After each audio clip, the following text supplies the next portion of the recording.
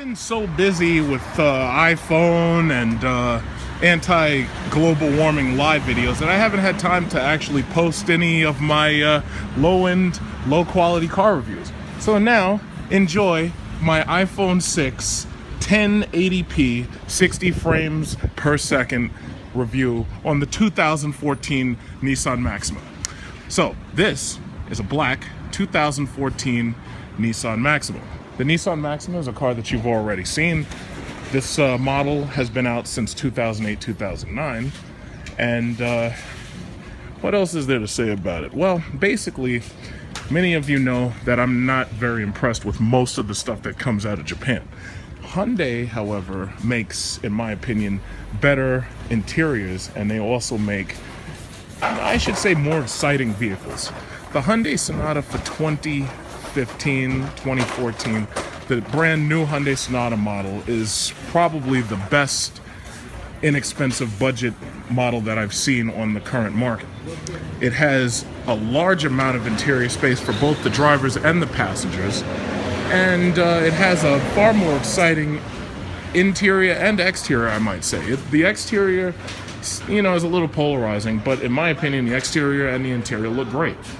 Now, what does the Nissan Maxima still offer to anybody who's interested in buying a, how should I say, a budget import Japanese car?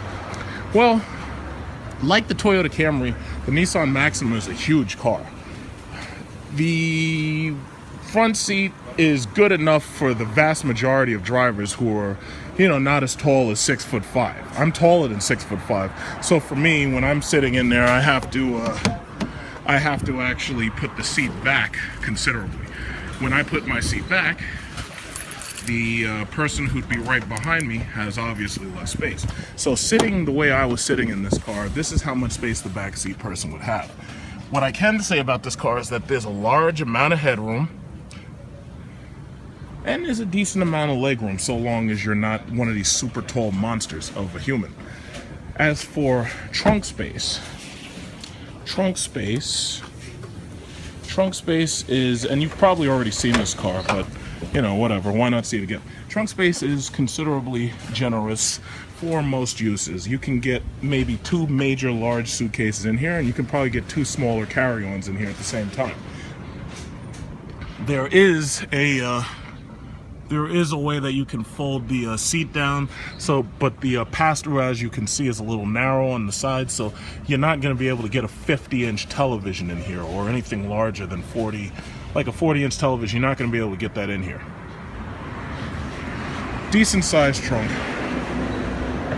This car does better than 25 miles per gallon on the highway, but miles per gallon is all depending upon how you drive. If you drive like I do, you're never going to see what they claim is their top mile per gallon. You're never going to see it. Once again, all of you pretty much have already seen this car, because ever since 2008, this car has been on the market. I'm very disappointed, actually, with the interior. Even when this car came out, there were things that they could have done with this interior to make it look a little bit more stylish.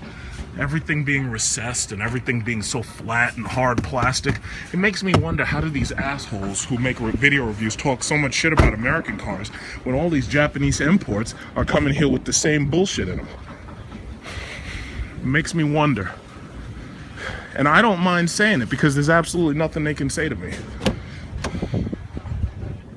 As far as I'm concerned, there's a lot more that could be done with these cars to make them more exciting, and Hyundai seems to be doing it. Hyundai makes their interiors more inviting, more exciting.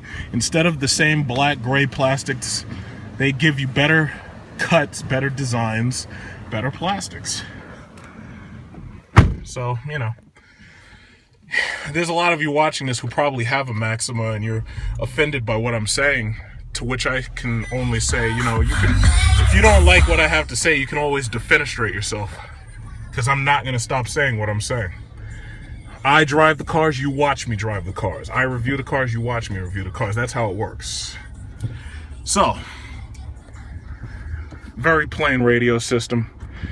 Now, I mean, granted, this is an older model from the 2008-2009 year, but, you know, they haven't refreshed this car yet, so you can bet that they'll have a refreshed Maxima coming probably within a year or two. Now, I made a video that I may provide a link to about the 2011 Maxima. And the 2011 Maxima that I made the video review about had a full package. It had everything, technology package. But this is the base model. The one that I reviewed had a rear seat luxury technology package, heated and cooled seats, this, that, and the other. Powered, instead of this manual ratchet, it had powered pretty much everything. Heated steering wheel, heated this, heated that. And this is a base model. So I'm basically, because the problem with making reviews is a lot of reviewers lose track of the fact that a lot of people don't have a lot of money. So you have to always remember that not everybody's going to be buying the most advanced model of a car. I've already reviewed the 2011 with all the stuff in it. So basically, why not do a base model review? There is one aspect of Maximas, Nissans, Infinitis. There's one aspect of these cars that I actually really do like. The engine power in these cars that still have a V6 engine, the engine power is actually quite strong. Now, the newer cars have these CVT transmissions instead of automatics, and the newer cars don't jump off the line like a traditional automatic does. The CVTs apply that power smoothly. So let me turn this down. If I step on it, there's no raciness in this car. However, this engine can still get fast. It still can get fast. I'm flooring it right now. Right there, I'm at 40. It took me a couple of seconds. See, when you roll an SRT, it only takes like 2 seconds to get to 40. It probably takes less time than that, depending upon what tires you got. But what I will say is that the V6s in these cars are naturally aspirated. They're quiet. They're smooth. And for the most part, power acceleration is pretty good. Obviously, because it's a V6, you're going to pay for that V6 with fuel economy. So fuel economy could be better. But for the most part, I get 11 miles to the gallon with my 6.4 Hemi. So basically, complaining about a car that gets 25 miles per gallon or better city is, it really doesn't make sense to do that. So I will say that for the most part, power delivery is good, fuel economy is good. One thing that I absolutely hate about front-wheel drive cars is something that we all pretty much know or have experienced. It's called torque steer. Torque steer is the tendency of the wheel to, under power or under hard accelerations, to turn all by itself. When you floor it or when you're applying enough power to this wheel, you see the torque steer. So I'm going to take my hands off of the wheel and I'm going to let you watch it yourself. Watch this son of a bitch try to turn itself into a wall. Watch this. Watch the torque steer. In fact, I'm going to forward this video to Nissan itself. I want them to see this shit and I want them to promise never make a fucking front wheel drive piece of shit ever again. Watch this. Watch this. See, the car is turning a little to the right. Yeah, so I'm going to slow that down just to, maintain safety. Overall, when you're talking about a front-wheel drive car that will allow you to get through snow and ice easier than a rear-wheel drive car, overall, the Nissan Maxima is an impressive car. However, what people really want nowadays is all-wheel drive. If you have all-wheel drive, it for the most part eliminates torque steer. Some people don't like all-wheel drive because it adds weight and because it can add understeer, which means that the car won't turn as sharply because of the extra mass of the all-wheel drive unit or the extra drag caused on the wheels by the all-wheel drive system. Most newer systems have what's called torque vectoring, which allows the car to more efficiently track the wheel spin and more efficiently use that power in each wheel so that you can get around corners smoother. But me personally, I like rear-wheel drive, and especially if you live in a southern state, it's the best option. All-wheel drive has its place, and all-wheel drive makes for an excellent all-year-round car. The only downside is you're going to pay for that in fuel expenditures. So overall, this is a 2014 Maxima. It's a decent economy car if you can get it inexpensively. But I will warn you, One of my friends had a problem with the CVT transmission, and Nissan wanted like $3,600 or something to fix it. And by that time, the car had depreciated so much it wasn't worth it. So that's when she decided to get the Acura TL. So I will warn you about that if you're in the market. A lot of Caribbean immigrants, they love Nissan Maximas. For them, it's like it's a big brand name, and they love Infiniti. Me personally, I just don't see it. It's an okay car, but there's lots of other deals that you could get out there. You need to take a look at Hyundai, their Sonata, and you need to take a look at the Genesis. What I also can say before I go is that I do like the simplicity of some of the technology systems in Nissan's cars. It's far easier to use than a Honda Accord of old. The new Honda Accord and the new Acuras are a little bit better, but I always like Nissan's layout for their computer systems.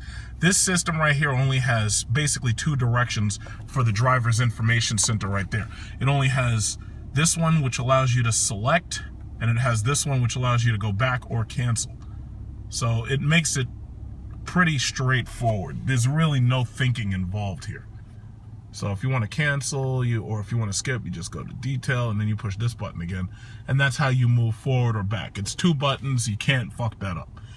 The steering wheel is very simple. Strangely enough, this one right here, this button is not actually labeled. However, after you get used to it, you'll understand that source means to go from radio to whatever. It goes radio to FM, whatever. This one right here goes through your presets. It cycles through presets 1, presets 2, preset 3, all the way up to 6. Voice for your phone. Once you've connected a Bluetooth phone, that allows you to voice dial. And obviously this is cruise control right here. There's no pretentious paddle shifters. You don't need those. Everything's pretty much straightforward.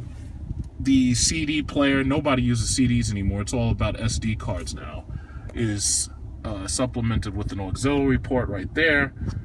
So if you have a phone and you want to play music through your phone, it's relatively easy. There's really not a lot to talk about. They do a lot right in the car. They do a lot right. And for the most part, it's straightforward. You got a lock for your trunk right there, just like in the Mercedes-Benz C-Class. If you need a budget car, this is okay. There's other good choices out there. A lot of people are going towards Honda Accord right now because the new CVT transmissions are pretty strong. But personally, I really think that Nissan needs to hurry up, redesign this car, and they need an all-wheel drive system for the Maxima. And hopefully they'll make one strong enough to be upgraded by tuners, because if they did, then you'd be able to get a little bit more power out. Like you'd probably be able to make your own twin turbo Nissan Maxima all-wheel drive GTR. That would be pretty cool, wouldn't it? So that's it. Big Truck Series 2014 Nissan Maxima, iPhone 6, 1080p, 60 frames per second.